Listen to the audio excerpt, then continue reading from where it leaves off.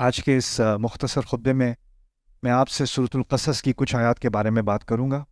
ان آیات کا تعلق موسیٰ علیہ السلام کے قصے سے ہے۔ سورۃ القصص میں موسیٰ علیہ السلام کا قصہ ایک منفرد طریقے سے بیان کیا گیا ہے۔ ان کی حیات کا وہ حصہ جو نبوت کا منصب ملنے سے پہلے تھا، جس کی اپنی خاص اہمیت ہے، اس کے بارے میں سورۃ القصص میں خاص بات کی گئی ہے۔ اس کی طرف حوالہ سورۃ طٰہٰ میں اور مقامات پر بھی کیا گیا ہے، لیکن جس تفصیل میں اللہ تعالیٰ نے سورۃ القصص میں بات کی اور مقامات میں نہیں ہے۔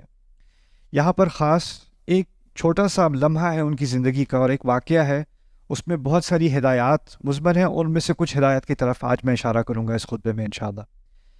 پہلی بات یہ ہے کہ ان کی جو پرورش ہوئی ہے وہ ایک ایسے گھرانے میں، فرعون کے گھرانے میں ہوئی ہے، لیکن سب کو معلوم ہے، فرعون کے ارد گرد سب کو معلوم ہے کہ ان کی نسل فرعون کی نسل نہیں ہے۔ رنگت ان کی مختلف ہے، اور ان کی رنگت اور شکل اور ان کی جو جینز ہیں وہ بنو اسرائیل کے لوگوں جیسی ہیں۔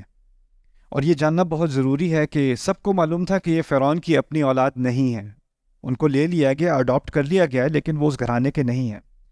یعنی اس طرح سے سمجھ لیں کہ ان کو ایک طرح سے تو بادشاہی مقام مل گیا، اب وہ ایک شہزادے کی زندگی گزار رہے ہیں کیونکہ فرعون ان سے محبت کرتا ہے، لیکن جو پولیس والا ہے، جو سیکیورٹی والا ہے، جو نوکر ہے، اور جو سارے جرنیل وغیرہ ہیں جن کا واقعی میں مقام ہے اس سوسائٹی میں، اور وہ غلام قوم سے نہیں ہے، وہ حکمران قوم سے ہیں، ان کو صرف ایک غلام قوم کا فرد ہے جس سے عزت سے بات کرنی پڑتی ہے، اور وہ ہے موسیٰ علیہ السلام۔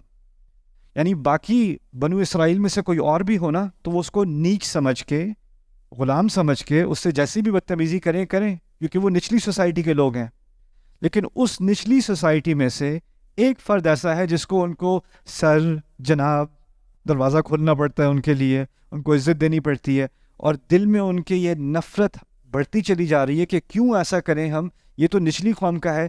کیا اس میں نظر آتا ہے فرعون کو کہ اس کو اتنا مقام دیا ہوا ہے، اس کو باقیوں کی طرح ذلیل کرنا چاہیے، اس کا کیسے حق بنتا ہے کہ اس محل میں رہے اور ہم اس کے لیے دروازہ کھولیں، اس کی عزت کریں؟ یہ بات آپ کو پہلے سمجھنے کی ضرورت ہے۔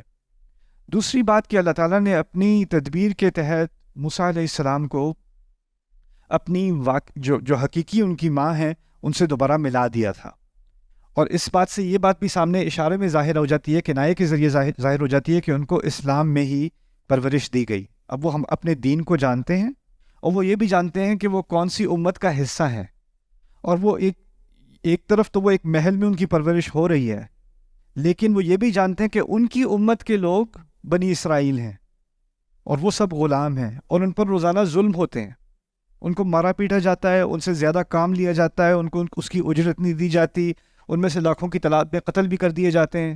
اگر فرعون کو لگے کہ بہت زیادہ لڑکے پیدا ہو رہے ہیں، کہیں وہاں بغاوت نہ ہو جائے تو لڑکوں کی تعداد کو کم کر دو، تو کچھ سال بعد لڑکوں کو ذبح کر دیا جاتا ہے، لیکن عورتوں کو چھوڑ دیتے ہیں۔ کیوں؟ کیونکہ بعد میں بھی اور بچے بھی پروڈیوس کرنے ہوں گے اور غلاموں کی ضرورت پڑے گی، تو ان کو وہ مویشیوں کی طرح رکھے ہوئے تھے۔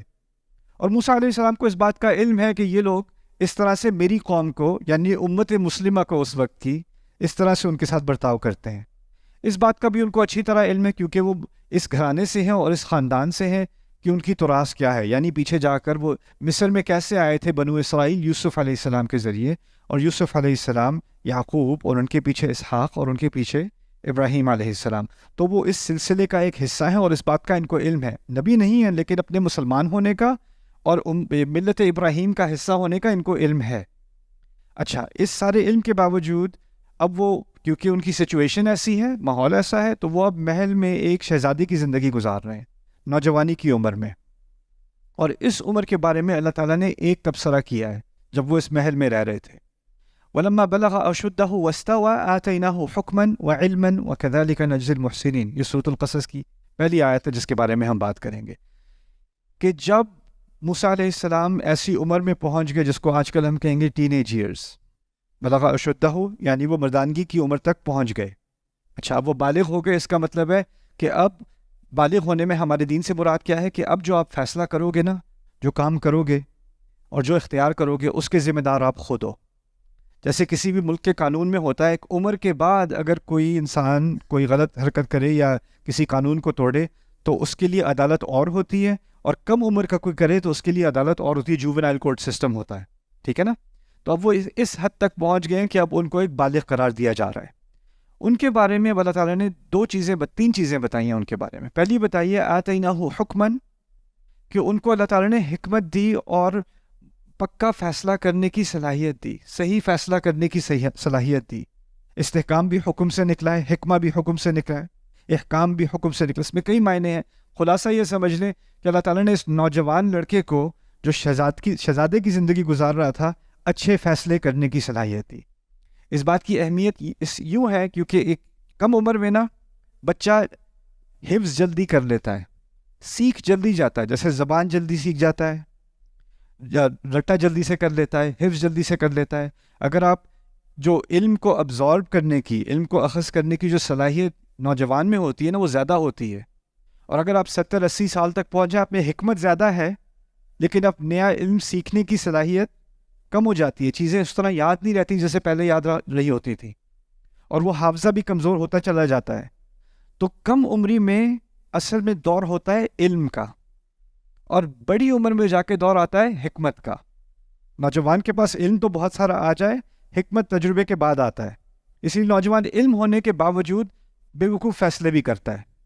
اس کو پتہ ہوگا گاڑی تیز نہیں چلانی، یا اس طرح جو ہے وہ بالکل کیئرلیس ہو کے اسپیڈنگ نہیں کرنی، یہ نہیں کرنی، لیکن مزہ آ رہا ہے تو وہ کرے گا۔ اس کو پتہ ہے خطرناک ہے، علم تو ہے اس کے پاس کہ یہ خطرناک ہے، کرے گا پھر بھی۔ اس کو پتہ ہے میڈیکل اسٹوڈنٹ ہوگا، میڈیکل اسٹوڈنٹ ہے تو اس کو پتہ ہے کہ آپ کی لنگس کے ساتھ کیا ہوتا ہے، آپ اسموکنگ کرتے ہو تو، سگریٹ پیتے ہو تو آپ کے ساتھ اندر جسم کے ساتھ کیا نقصان ہو رہا ہے، اس کو عام لوگوں سے زیادہ پتہ ہے کیونکہ وہ میڈیکل اسکول میں جا رہا ہے، لیکن پھر بھی کلاس میں اسٹریس بہت ہو گئی ہے، باہر کھڑا اسموکنگ کر رہا ہے۔ کیوں؟ علم تو ہے، حکمت نہیں ہے۔ حکمت جو ہے وہ بعد میں جا کر آتی ہے۔ خاص ایک خصوصیت، اور خاص کر جس ینگ لڑکے کے پاس، ایک تو اس کے بارے میں یہ بھی کہہ دیا کہ وہ اس عمر میں پہنچے، نوجوانی کی عمر میں، جب ہم سارے بے وقوفیاں کرتے ہیں۔ اس کے بعد کہا وستوا، وستوا سے مراد ہے کہ وہ جسم کے بڑے تگڑے تھے، قوی تھے، تو اب وہ جسمانی ان کے پاس بھی قوت ہے، عمر بھی نوجوان ہے، زندگی بھی شہزادے والی ہے، جو چاہیں کریں، جتنا پیسہ ہے، کوئی چیز حرام نہیں ہے، کوئی ان کو کچھ روک نہیں سکتا، ہر طرف سے ان کے لیے دروازے کھلے ہوئے ہیں، جو کرنا چاہے کرے۔ اب آپ اندازہ کرو کسی سوسائٹی میں کوئی ینگ لڑکا ہو، اس کے پاس ملینز ہوں، اربوں روپے ہوں اس کے پاس، قانون اس کو روک نہیں سکتا کیونکہ اس کے پاس ایک اونچا سٹیٹس ہے اور جسم کا بھی وہ طاقتور ہے، کیسی حرکتیں کرے گا وہ؟ آپ کیسی حرکتیں کرتے دیکھو گے اس کو؟ جہاں میں دنیا میں گیا ہوں، جہاں میں نے دولت مند نوجوان دیکھے ہیں، آپ کو ایک ہی صورتحال ملے گی، اور ایک چیز جو نظر نہیں آئے گی نا عام طور پہ، وہ حکمت ہوگی۔ یہاں تک کہ ان کے والدین ان کو سب سے بڑی یونیورسٹیز میں بھی ڈال دیں گے، دنیا کے اعلیٰ ترین علمی اداروں میں امیر بچے جاتے ہیں، علم تو ان کو وہاں مل جاتا ہے، لیکن وہاں بھی آپ دیکھو گے ان کی حرکتیں جو ہیں نا، ان میں حکمت کوئی نہیں ہے۔ خاص اللہ تعالیٰ نے موسیٰ علیہ السلام کے بارے میں بتایا ہے کہ اس عمر میں پہنچے، علم سے پہلے حکمت کا ذکر کیا، آتیناہ حکمن و علمن، یہ نہیں کہا آتیناہ علمن و حکمن۔ عام انسان کے لیے علم پہلے آتا ہے، آگے کہیں جا کے حکمت آتی ہے، اور جب دولت اور قوت اور موقع اور اقتدار، یہ ساری چیزیں اکٹھی ہو جائیں، وہ بھی نوجوان عمر میں، تو حکمت کا دروازہ بند ہو جاتا ہے۔ لیکن موسیٰ علیہ السلام کو ایک خاص تحفہ دیا گیا اللہ تعالیٰ کی طرف سے کہ کم عمری میں بھی ان کو حکمت دی گئی۔ یہ رسالت سے پہلے کی بات ہے، ابھی وہ رسول نہیں بنے، رسول جا کر بنیں گے جب طور پر جائیں گے، جب پہاڑ پر جائیں گے، جب آگ دیکھیں گے، وہاں پر ہم کلامی ہوگی اللہ تعالیٰ سے، وہاں پر رسالت کا منصب ان کو ملے گا۔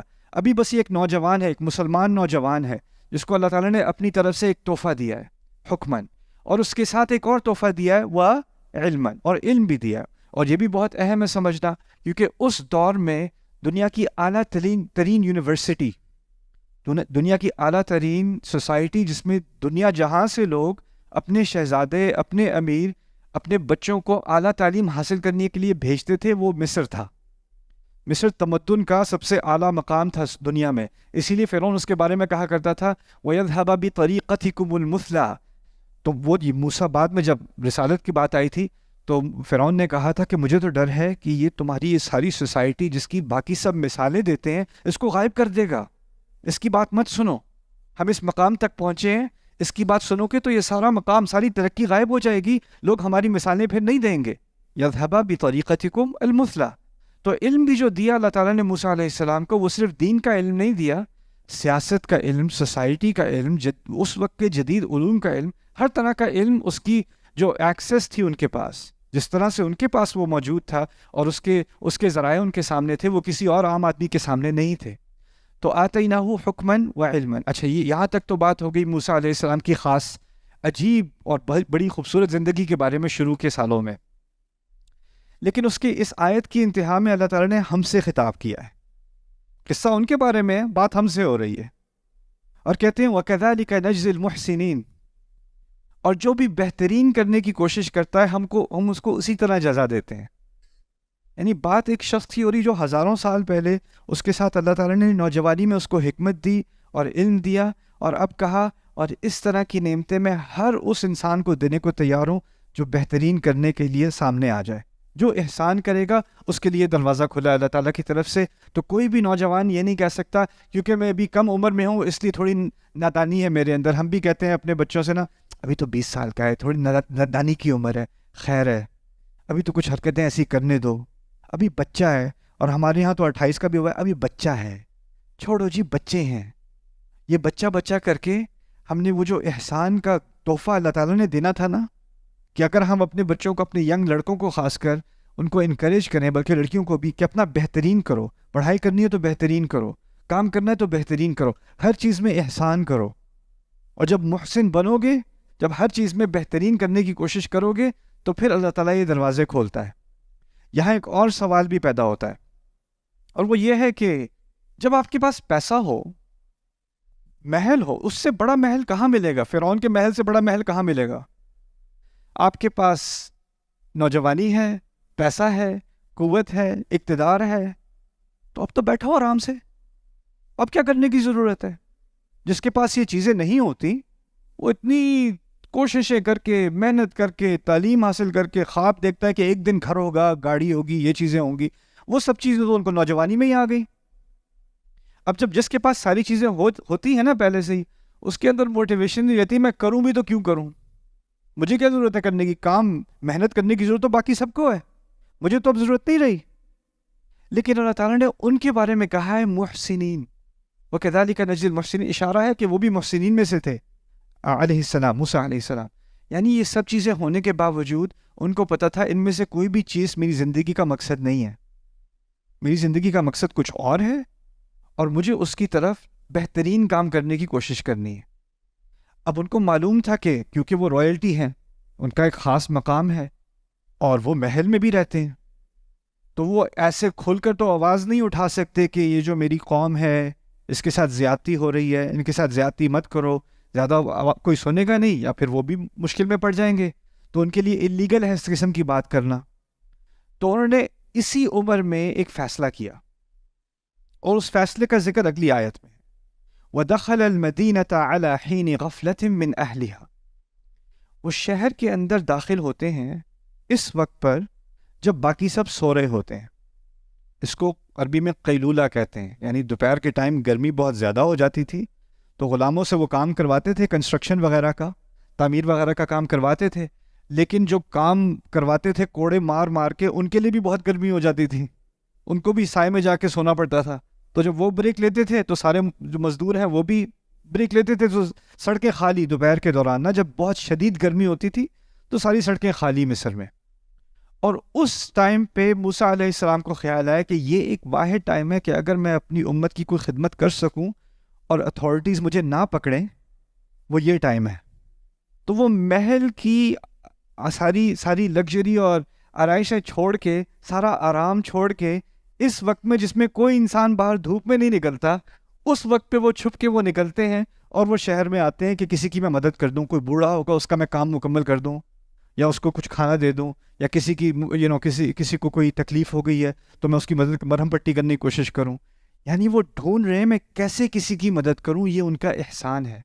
پچھلی آیت میں کہا تھا وَكَذَلِكَ نَجْزِي الْمُحْسِنِينَ. تو سوال رہ گیا ان کا احسان کیسا ہوگا؟ تو قرآن نے خود ہی اس کی تفسیر تھوڑی سی کر دی کہ وہ اب ڈھونڈ رہے ہیں میں کیسے کوئی موقع ڈھونڈوں کہ میں کسی اور کی مدد کر دوں. اور اس میں ہمارے لیے بھی اشارہ ہے. اگر اللہ تعالیٰ نے آپ کو نہیں دیا، آپ کے رزق میں کمی ہے، قدر علیہ رزقہ، اللہ کبھی کبھی کسی کے رزق میں کمی کرتا ہے تو اس کو مشکل آتی ہے، اس کو 3 جاب کرنی پڑتی ہیں، اور وہ سارا دن ساری رات محنت میں لگا رہتا ہے کہ ایک روٹی بھی آ جائے ٹیبل پر. لیکن کچھ لوگوں کے لیے اللہ تعالیٰ نے آسانی کی ہوتی ہے, ان کے لیے رزق کا دروازہ کھول دیا ہوتا ہے. اب ان کو کرائے کی فکر اتنی نہیں ہے, انکم کی اتنی فکر نہیں ہے, اور جب خوشحالی آ جاتی ہے تو تھوڑا سا فری ٹائم بھی آ جاتا ہے. اور جب فری ٹائم آتا ہے تو اس میں احسان کا اشارہ کیا ہے کہ میں سوچوں میں کس کی مدد کر سکتا ہوں, ابھی میں اس وقت کا استعمال کیسے کروں گا کسی کا کوئی بھلا ہو جائے. یہ ہے کذالک نجزی المحسنین. اور اگر میں یہ کروں گا تو مجھے کیا تحفہ, مجھے کیا ملے گا اس سے, مجھے کیا ملے گا؟ وہ پہلی آیت میں ہے, حکمن و علمن, وہ تحفے ہیں اللہ تعالیٰ کے, وہ ملیں گے مجھے حکمت ملے گی, میرے علم میں اضافہ ہوگا. اور حکمت کا پہلے ذکر کرنا اور علم کا بعد میں ذکر کرنا, اس کی ایک اور بڑی اس کا ایک خوبصورت راز یہ بھی ہے کہ علم کسی کے پاس بہت زیادہ ہو اور حکمت نہ ہونا تو اس علم کا کوئی فائدہ نہیں ہوتا. تو اللہ تعالیٰ حکمت پہلے دے رہے ہیں, اور حکمت اخذ کرنے کے بعد اب آپ صرف اسی قسم کا علم حاصل کرو گے جس کا اصل میں ہی فائدہ ہوگا. اصل میں عربوں کے ہاتھوں حکمت کی جو تعریف ہے نا, وہ ہے العلم النافع والعمل به, ایسا علم جو فائدہ دے اور پھر اس پر عمل بھی کیا جائے, یعنی مفید علم کو حکمت کہتے ہیں اصل میں. لیکن آپ دیکھ رہے ہیں اب ہم انفارمیشن ایج میں ہیں, ہم اس دور میں رہ رہے ہیں جو علم کا دور ہے. آپ کسی بھی چیز کا علم حاصل کرنا چاہتے ہو, آپ انگلی سے ایک تھوڑے سے بٹن دباؤ اسکرین کے اوپر, اسکرین پہ ٹیپ کرو, سارا علم آپ کے سامنے آ جائے گا. کسی بھی چیز کے بارے میں کوئی بھی سوال آپ کے ذہن میں, سوال آپ کے پاس فوراً آ جائے گا. آپ اپنے دادا سے پوچھو, اپنے ابو سے پوچھو, ان سے پوچھو جب آپ کے ذہن میں کوئی سوال آتا تھا تو آپ اس کا جواب کیسے لیتے تھے, کہ یہ سڑک کیسے بنی, یہ بلڈنگ کتنی پرانی ہے. اب میں گوگل کروں یہ بلڈنگ کتنی پرانی ہے, اس کا آرکیٹیکٹ کون ہے. لیکن اس وقت وہ کسی لائبریری میں جائیں گے, نہیں یہ کتاب تو اس لائبریری میں نہیں, آپ کو فلانی لائبریری میں جانا پڑے گا اگر اس سوال کا جواب. علم کا راستہ اتنا مشکل ہوا کرتا تھا. تو علم کا راستہ جتنا کھلا آج ہے اتنا کبھی انسان کی تاریخ میں نہیں کھلا ہوگا. لیکن حکمت کا دروازہ اتنا ہی بند ہوتا چلا گیا ہے. کیوں؟ کیونکہ اب ہمارا سارا فری ٹائم فضول علم حاصل کرنے میں چلا گیا ہے. عام نوجوان کو کسی اسپورٹس کے بارے میں, کسی ایکٹر کے بارے میں, کسی سنگر کے بارے میں, کسی یوٹیوبر کے بارے میں جتنی معلومات اس کو اس کے بارے میں ہے, جو مفید علم ہے اس کے بارے میں اس کو کچھ زیادہ نہیں معلوم, دینی اعتبار سے بھی اور دنیاوی اعتبار سے بھی. گاڑی اس کو فکس کرنی نہیں آتی, لیکن ویڈیو گیم کے بارے میں بہت ساری معلومات ہیں اس کو, کہ اس میں ہائی رینکنگ کیسے آتی ہے. ٹھیک ہے نا. تو یہاں پر جو حکمن و علمن کہا ہے, یہ تحفہ ہے اللہ تعالیٰ کی طرف سے, اگر میں کوشش کروں کسی اور کی مدد کرنے کی. وَكَذَلِكَ نَجْزِي الْمُحْسِنِينَ. اچھا آخری بات, آج جہاں تک میں پہنچنا چاہ رہا تھا وہاں تک تو نہیں پہنچیں گے, لیکن ایک اور بات آپ کے سامنے رکھ دوں. وہ یہ تھی کہ جب وہ وہاں گئے ہیں, اس شہر میں خالی تھا, فَوَجَدَ فِيهِ رَجُلَيْنِ يَقْتَتِلَانِ, وہاں دیکھتے ہیں دور دو آدمی ہیں ایک دوسرے کو قتل کر رہے ہیں, لگ رہا ہے ایک دوسرے کو مارنے پہ پڑے ہوئے ہیں, اور سڑک پہ کوئی نہیں ہے, کوئی گواہ نہیں ہے, کوئی نہیں, وہ ہیں اور دور دو آدمی ہیں. اب وہ قریب آتے ہیں تو پتہ چلتا ہے هَذَا مِنْ شِيعَتِهِ وَهَذَا مِنْ عَدُوِّهِ, یہ ان کے لوگوں میں سے ہے, ان کے گروہ میں سے, یعنی وہ مسلمان ہے. ایک مسلمان ہے, بنی اسرائیل اس وقت کے مسلمان تھے, اور دوسرا ان کی دشمن قوم میں سے ہے. دشمن قوم ان کی کون ہے؟ فرعون. یعنی مسلمان اور کافر دشمن قوم آپس میں ایک دوسرے سے لڑ رہے ہیں. اس مارکے کو انہوں نے دیکھا. هذا من شيعته وهذا من عدوه فاستغاثه الذي من شيعته على الذي من عدوه. تو جو ان کے گروہ میں سے تھا اس نے ان سے بڑی فریاد کر کے مدد مانگی اپنے ان کے دشمن کے خلاف. اس طرح سمجھ لیں میرے مسلمان بھائی میری اس کافر کے خلاف مدد کریں. اور استغاثہ کا لفظ ہوتا ہے بارش کی دعا کے لیے, آپ کو پتا ہوگا صلاۃ الاستغاثہ. مقصد یہ تھا کہ اشارے میں کہا جا رہا ہے کہ موسیٰ علیہ السلام کا قد اتنا بڑا تھا اور ان کی جسمانی قوت اتنی زیادہ تھی کہ ان کی مدد ایسے جیسے آسمان سے مدد آ رہی ہے. تو آپ کچھ کریں میرے لیے, آپ تو میرے بھائی ہیں مسلمان. فاستغاثہ الذی من شیعتہ علی الذی من عدوہ. تو موسیٰ علیہ السلام ایک ینگ نوجوان, وہ دیکھ رہے ہیں کہ میری امت کا ایک فرد, میرا بھائی, اس کے خلاف ایک کافر اس کو قتل کرنے کی کوشش کر رہا ہے, میں کھڑا دیکھتا رہوں کیا؟ تو وہ فوراً آگے گئے. فَوَكَّزَهُ مُوسَىٰ, موسیٰ علیہ السلام نے اس کو ایک مکہ مارا. کس کو؟ فرعون کے فوجی کو. فَقَضَىٰ عَلَيْهِ, اسی وقت اس کی موت ہوگی، ایک مکے سے وہ مر گیا۔ اب جیسے ہی وہ مرا ہے، فوراً موسیٰ علیہ السلام کے منہ پر جو الفاظ آئے وہ قرآن نے ریکارڈ کیے ہیں۔ یہ الفاظ نہیں ہے تکبیر اللہ اکبر، ایک کافر کم از کم، چلو 2 لاکھ اور رہ گئے، اگر اللہ نے یہ ایک فتح ہے ہماری، فتح نصر من اللہ و فتح قریب، یہ الفاظ بھی نہیں آئے۔ الفاظ کیا نکلے ان کے منہ سے؟ کہتے ہیں ھذا من عمل الشیطان، یہ شیطان کے عمل میں سے ہے۔ مکہ مارا ہے کافر کو، اور مارتے ساتھ ہی کہتے ہیں یہ شیطان کے عمل میں سے ہے۔ انہ عدو مضل مبین، یہ تو دشمن ہے اور یہ گمراہ کرتا ہے، اور یہ بڑے واضح طریقے سے گمراہ۔ اب مجھ پہ واضح ہو گیا کیسے یہ شیطان گمراہ کرتا ہے۔ سوال یہ پیدا ہوتا ہے، انہوں نے تو جہاد فی سبیل اللہ کیا تھا، مسلمان کی جان بچائی تھی، قتال کیا تھا۔ اگر ہم میں سے کوئی دیکھ رہا ہوتا ہے یہ اور مکہ دیکھتے، ہم تو کہتے تکبیر، یہ دیکھو ایسے کرتا ہے مسلمان، ایسے آتی ہے اللہ کی مدد، ہم تو نعرے مارتے، ہم تو خوش ہوتے۔ اور یہاں موسیٰ علیہ السلام فتح کے فوراً بعد، دشمن کا خاتمہ کرنے کے فوراً بعد کہہ رہے ہیں یہ تو شیطان کا عمل ہے۔ تو سوال یہ پیدا ہوتا ہے یہ شیطان کا عمل کیسے ہے؟ یہ کیسے ہو گیا شیطان کا عمل؟ دیکھیے قرآن نے ایک بات کہی ہے، کلا بل تحبون العاجلہ وتذرون الآخرہ، تم کو جلدی بہت پسند ہے، تم لوگوں کو آخرت کو تم پیچھے کر دیتے ہو۔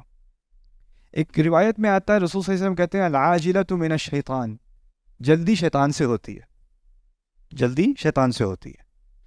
آپ کا مسلمان بھائی آپ سے مدد مانگ رہا ہے اور کافر اس سے لڑ رہا ہے، کیا آپ کے پاس 100% معلومات ہیں کہ کافر غلط ہے اور آپ کا مسلمان بھائی صحیح ہے؟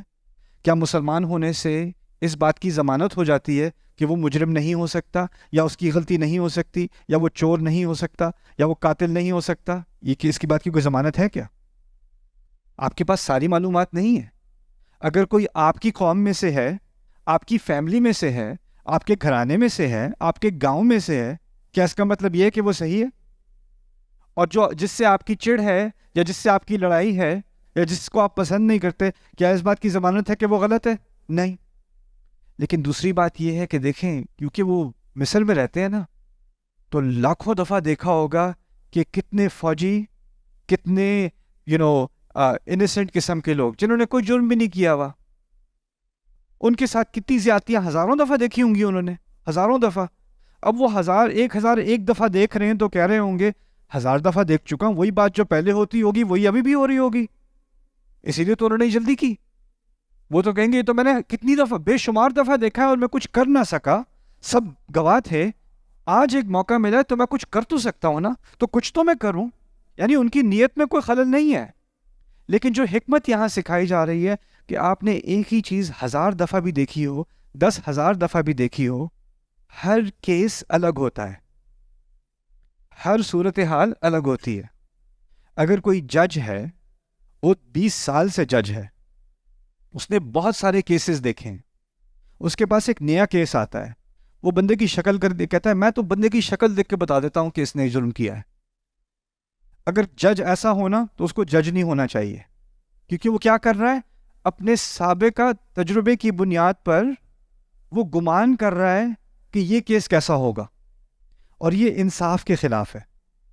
موسیٰ علیہ السلام نے جو اپنا اقدام کیا نا، وہ تمام معلومات لینے سے پہلے کیا، جلدی کر دی، جذبات میں آ گئے، سوچا کہ جب اتنی زیادہ دفعہ میں نے اس قسم کی زیادتی دیکھی ہے تو یہ بھی اسی کی ایک مزید مثال ہوگی، اور یہ سب، اور جذبہ اچھائی کا تھا، لیکن شیطان بھی کبھی کبھی اچھائی کا جذبہ استعمال کر کے آپ سے کام نکلواتا ہے، اور یہ حکمت قرآن نے سکھا دی، ھذا من عمل الشیطان۔ اور پھر اب سمجھ میں آتا ہے جب اللہ تعالیٰ نے کہا تھا نا کہ ان کو حکمت دی تھی، اس قصے کے شروع میں بھی کہا تھا نا حکمت دی تھی انہیں، یعنی انسان غلطی کرے اور اس کو فوراً سمجھ میں آ جائے کہ یہ اصل میں بہت بڑی کیا تھی، غلطی تھی، اس سے بڑی حکمت کیا ہوگی، اس سے بڑا علم کیا ہوگا، فوراً اس بات کا خود ہی اعتراف کر لیتے ہیں کہ یہ شیطان کا عمل ہے۔ اب ایک آخری مسئلہ رہ گیا، خطبہ لمبا ہو گیا ہے لیکن آخری مسئلہ ورنہ بات آدھی رہ جائے گی۔ وہ کیا ہے کہ اگر کوئی غلط حرکت کرتا ہے، غلطی ہو جاتی ہے کسی سے، کسی کے ساتھ زیادتی بھی ہو جاتی ہے، اور پھر آپ کہیں یہ جی بس شیطان کا اثر آ گیا تھا میرے اوپر. یہ شیطان جو ہے نا یہ بہت ہی ذلیل مخلوق ہے، اس کی مجھے بھی اس سے بڑی نفرت ہے. میں نے نہیں کیا تھا، اصل میں یہ شیطان کا اثر تھا. اب آپ شیطان کو مل کے کوستے ہیں، سارا کام ساری جو جڑ ہے خرابی کی وہ شیطان ہی ہے. اس سے کیا ہوتا ہے، انسان کہتا ہے کہ شیطان کی وجہ سے ہوا، یہ تو شیطان کے اعمال میں سے ہے، تو اس طرح سے سمجھے کہ میں نے اپنے اوپر سے ذمہ داری اٹھا دی اور ساری ذمہ داری کس پہ ڈال دی؟ شیطان پہ. اس نے کیا. ھذا من عمل الشیطان انہ عدو مضل مبین. فوراً اگلی آیت میں خود ذمہ داری لیتے ہیں، کہتے ہیں ربی انی ظلمت نفسی فاغفر لی، میں نے اپنے نفس پر خود ظلم کیا، میں نے کیا ظلم، مجھے معاف کیجیے. یعنی شیطان تو ہے، لیکن ان کو اچھی طرح اس بات کا علم ہے کہ قیامت کے دن وہ یہ نہیں کہہ سکیں گے یہ تو شیطان تھا میرے رب، میں تھوڑی تھا. فوراً اللہ تعالیٰ کی طرف رجوع کر کے کہتے ہیں انی ظلمت نفسی، میں نے، اس میں کوئی شک نہیں ہے، جو ظلم کیا ہے وہ میں نے اپنے اوپر کیا ہے. اور یہ بھی بہت بڑی حکمت ہے. کسی سے غلطی ہوتی ہے نا تو وہ کہتا ہے سوسائٹی دیکھیں، سوسائٹی میں پریشر بہت ہے، فتنہ بہت ہے، میں کیا کروں، ایسے ہو گیا، لیکن میں انسان ہوں آخر. اس کو دیکھیں، اس نے مجھ سے یہ بات کی، مجھے غصہ آ گیا تو میں نے یہ کر دیا، فلانے نے یہ کیا، میں نے ایسے کر دیا. آپ ہر ایک کو ذمہ دار ٹھہرانے کو تیار ہو، لیکن حکمت کا تقاضا کیا ہے؟ اپنے آپ کو تو پہلے ذمہ دار ٹھہراؤ نا اپنے رب کے سامنے. اگر یہ نہیں میں کہہ سکتا کہ اصل میں جو ظلم کیا وہ میں نے اپنے ساتھ کیا ہے، تو مجھے معاف کر دیجئے. فغفر لہ، اور اس کی بنیاد پر اللہ تعالیٰ نے انہیں معاف کر دیا. فغفر لہ، یہ آخری بات اس پہ ایک اور خطبہ کے بھی انشاءاللہ میں بھی اگلے ہفتے کریں گے کہ اللہ تعالیٰ نے جب انہیں معاف کیا ہے تو کیا انہیں معلوم تھا کہ اللہ تعالیٰ نے انہیں معاف کیا کہ نہیں؟ جیسے آپ نے کوئی بڑی غلطی کی ہو اور اب اللہ تعالیٰ سے معافی مانگو، اللہ تعالیٰ سے استغفار کر لو، پھر شک کرتا ہے پتہ نہیں میری استغفار قبول بھی ہوئی ہوگی کہ نہیں. میں نے کوئی چھوٹی غلطی تھوڑی کی، قتل کیا آخر، یہ کوئی چھوٹا گناہ تو نہیں ہے. میں نے اعتراف تو کر لیا غلطی میری تھی، معافی تو میں نے مانگ لی، لیکن اللہ تعالیٰ کی طرف سے کوئی وحی تو نہیں آنی ابھی کہ چلو تمہاری توبہ اچھی تھی، قبول، اب تم اپنی زندگی میں آگے کی سوچو، اب اس کے بارے میں بار بار سوچنا چھوڑ دو، شک کرنا چھوڑ دو کہ میں نے معاف کیا یا نہیں کیا، اس کی فکر تم چھوڑ دو. یہ سوال بھی ایک بہت اہم سوال ہے، کیسے پتہ چلے مسلمان کو کہ اس کی استغفار قبول ہوئی کہ نہیں ہوئی؟ تو انشاءاللہ اگر موقع ملا تو اگلے ہفتے اس کے بارے میں بات کریں گے. بارک اللہ لی ولکم فی القرآن الحکیم ونفعنی وإیاکم بالآیات والذکر الحکیم. الحمد لله وكفى والصلاة والسلام على عباده الذين اصطفى خصوصا على أفضلهم وخاتم النبيين محمد الأمين وعلى آله وصحبه أجمعين. قال الله عز وجل في كتابه الكريم بعد أن أقول أعوذ بالله من الشيطان الرجيم إن الله وملائكته يصلون على النبي يا أيها الذين آمنوا صلوا عليه وسلموا تسليما. اللهم صل على محمد وعلى آل محمد كما صليت على إبراهيم وعلى آل إبراهيم في العالمين إنك حميد مجيد.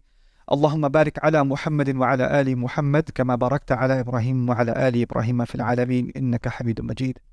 عباد الله رحمكم الله، اتقوا الله، إن الله يأمر بالعدل والإحسان وإيتاء ذي القربى وينهى عن الفحشاء والمنكر ولذكر الله أكبر والله يعلم ما تصنعون. أقم الصلاة إن الصلاة كانت على المؤمنين كتابا موقوتا. I hope you guys enjoyed that video clip. My team and I have been working tirelessly to try to create as many resources for Muslims to give them first steps in understanding the Quran all the way to the point where they can have a deep, profound understanding of the Quran. We are students of the Quran ourselves, and we want you to be students of the Quran alongside us. Join us for this journey on BayyinaTV.com, where thousands of hours of work have already been put in. And don't be intimidated, it's step by step by step, so you can make learning the Quran a part of your lifestyle. There's lots of stuff available on YouTube, but it's all over the place. If you want an organized approach to studying the Quran beginning to end for yourself, your kids, your family, and even among peers, that would be the way to go. Sign up for BayyinaTV.com.